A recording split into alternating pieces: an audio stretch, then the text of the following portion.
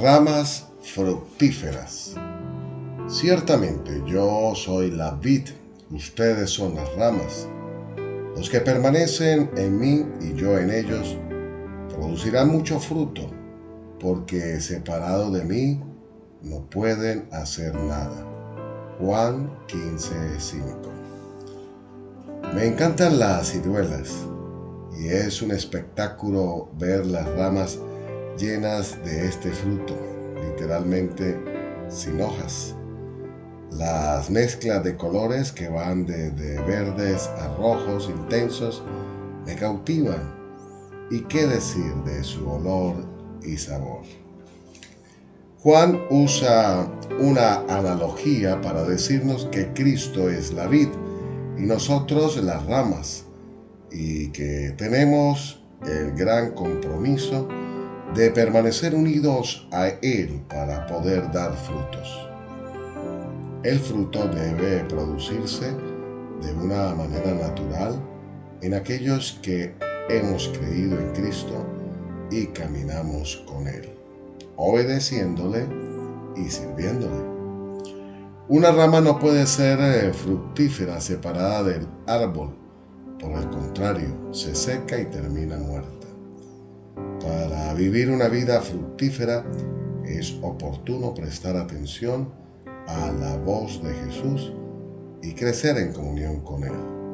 Separados de Jesús, no podemos ser buenos hijos, buenos padres, buenos esposos, buenos hermanos, buenos creyentes. Para ser una rama fructífera, debes apreciar la poda. Esto es cuando Dios comienza a quitar de nosotros aquellas cosas que impiden que demos el fruto que Dios quiere. ¿Qué necesitas que el Espíritu Santo quite de ti?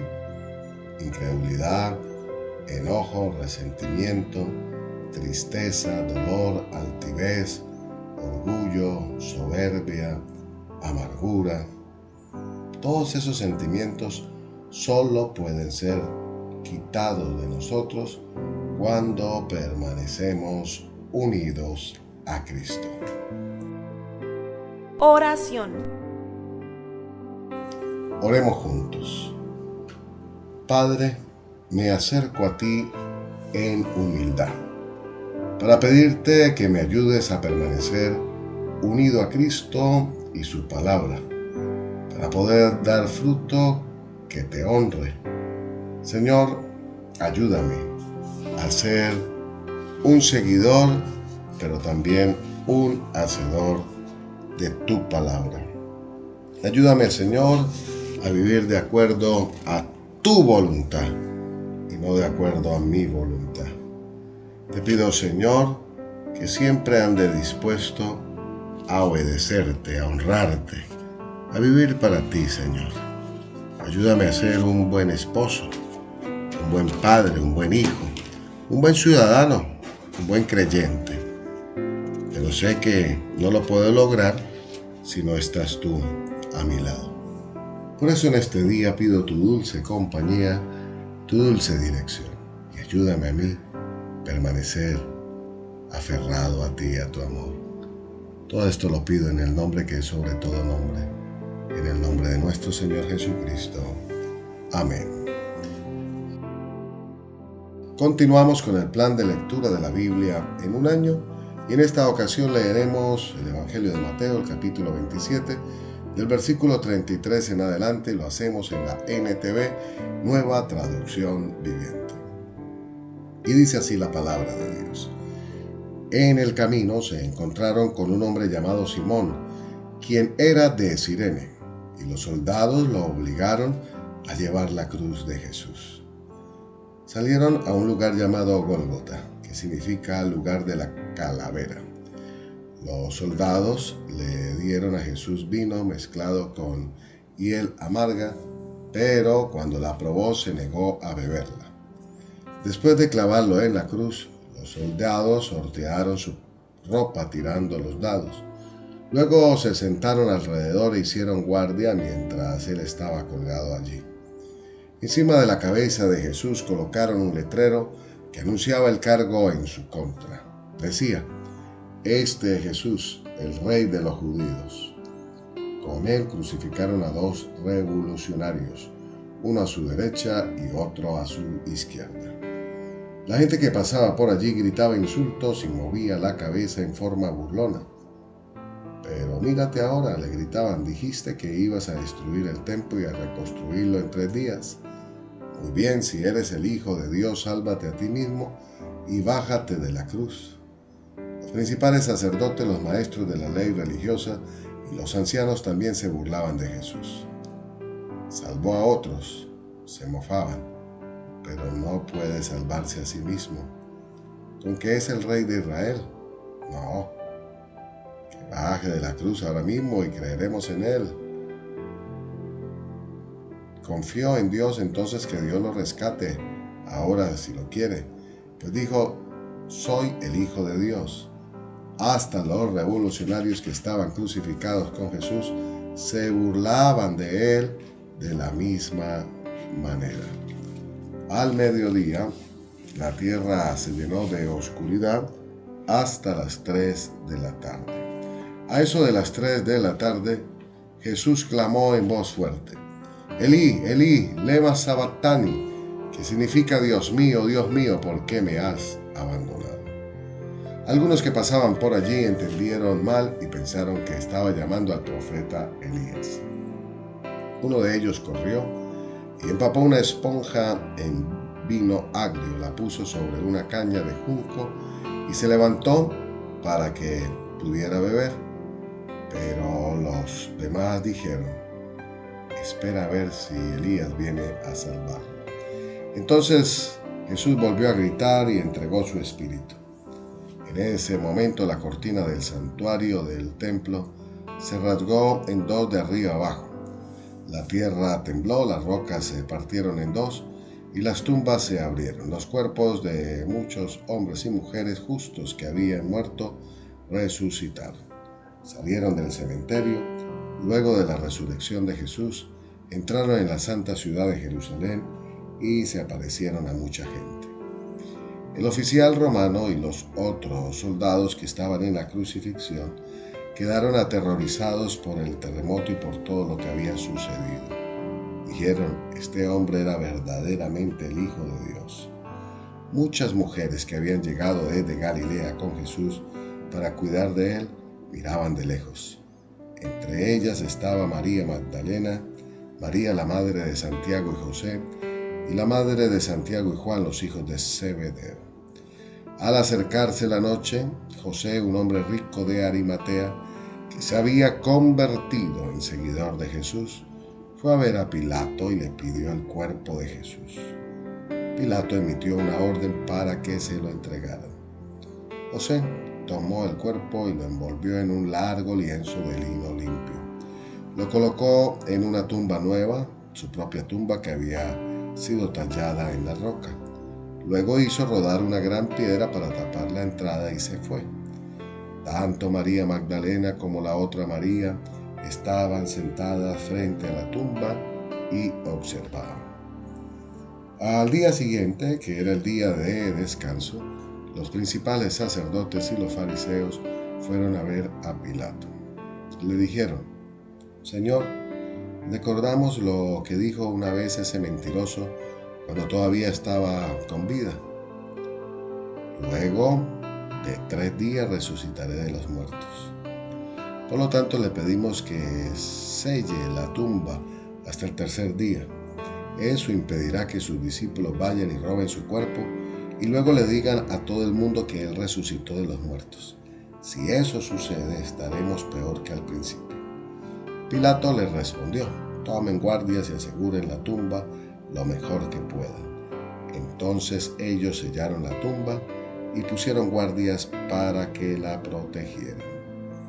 Seguimos con el plan de lectura de la Biblia en un año y ahora vamos a Deuteronomio y leeremos el capítulo 7 y 8. Nos dice la palabra del Señor de la siguiente manera. Leeremos en NTV, Nueva Traducción Viviente. Deuteronomio 7.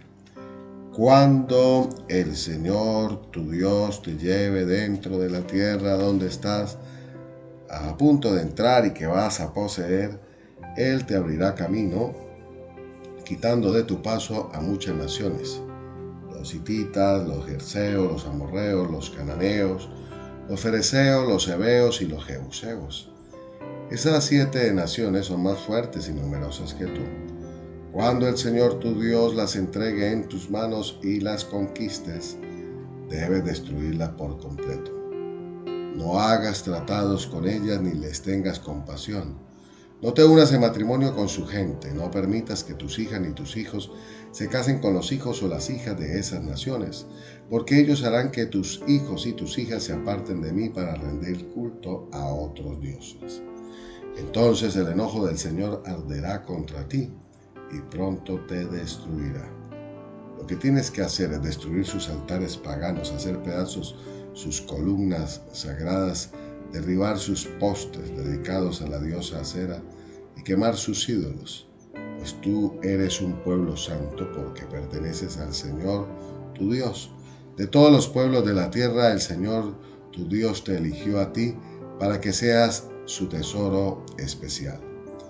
El Señor no te dio su amor ni te eligió porque eras una nación más numerosa que las otras naciones, pues tú eras la más pequeña de todas.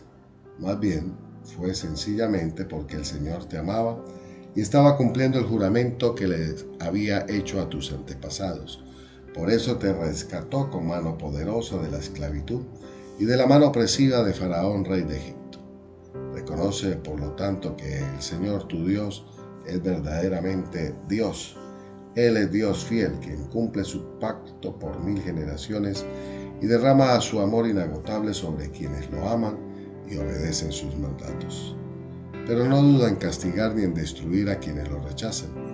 Por lo tanto, obedece todos los mandatos, los decretos y las ordenanzas que te entrego hoy. Si prestas atención a esas ordenanzas y las obedeces con fidelidad, el Señor tu Dios cumplirá su pacto de amor inagotable contigo, tal como lo prometió mediante el juramento que les hizo a tus antepasados.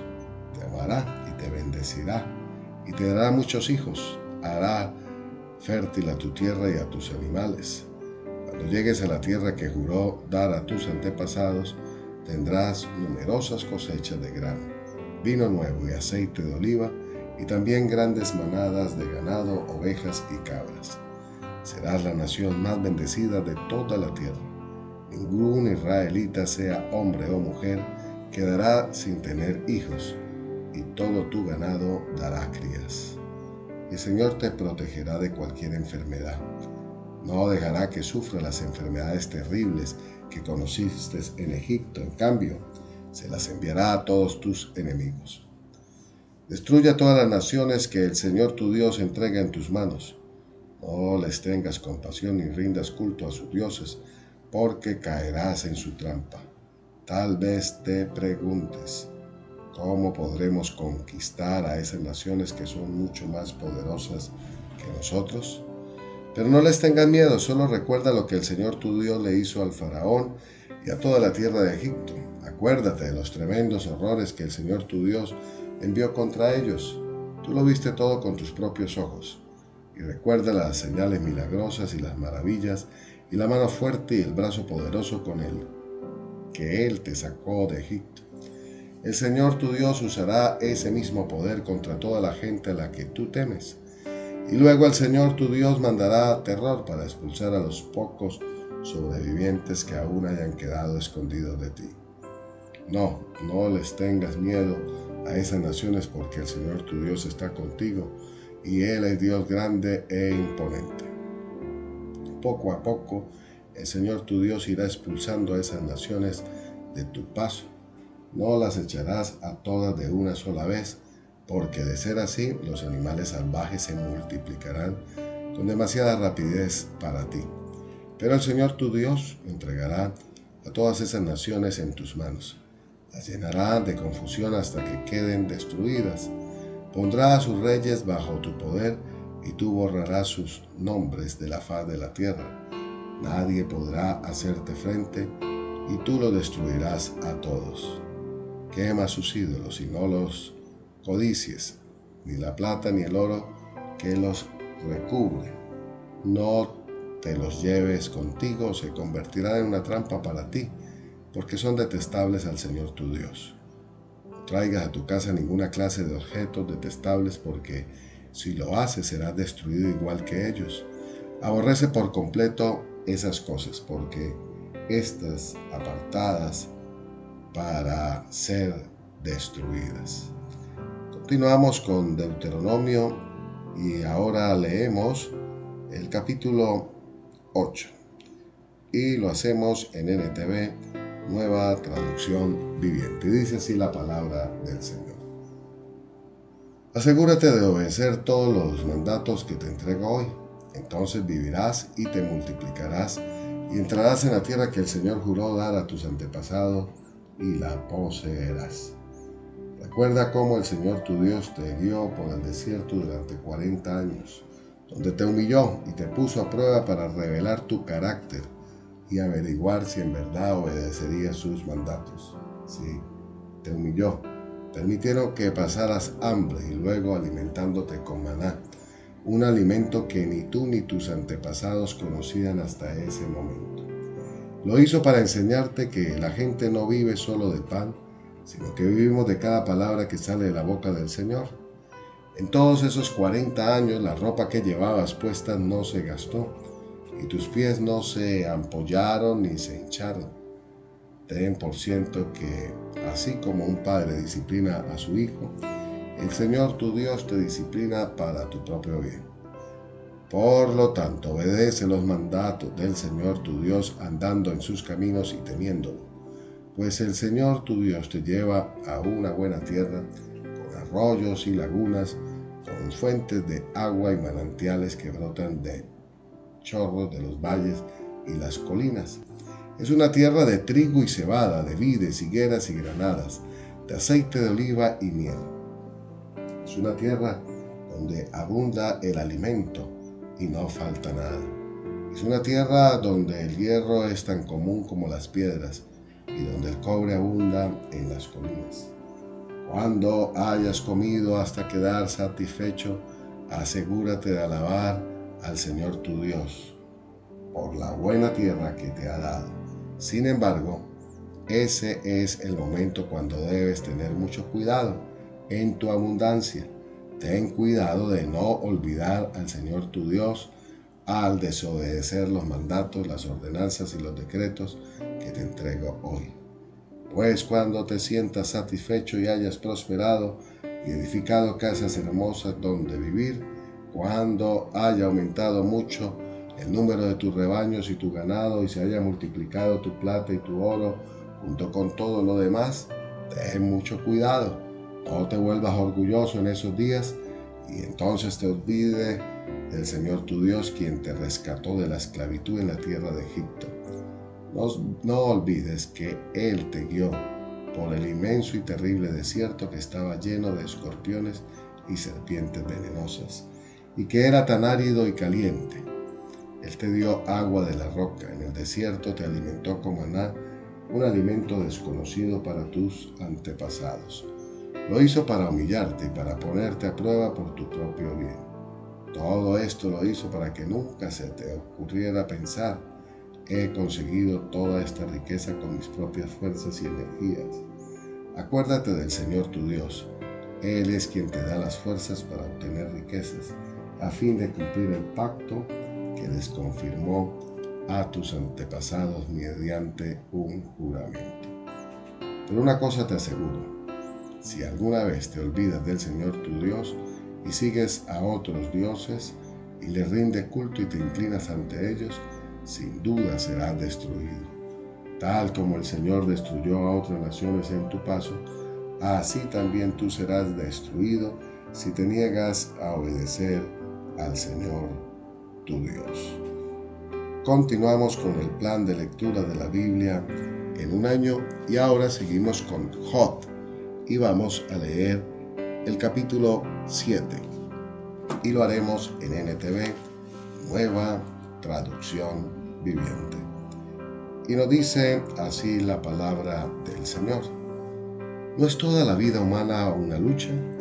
Nuestra vida es como la de un jornalero, como la de un trabajador que anhela estar bajo la sombra, como la de un sirviente que espera cobrar su sueldo. A mí también me ha tocado vivir meses en vano, largas y pesadas noches de miseria. Tumbado en la cama pienso cuándo llegará la mañana, pero la noche se alarga y doy vueltas hasta el amanecer.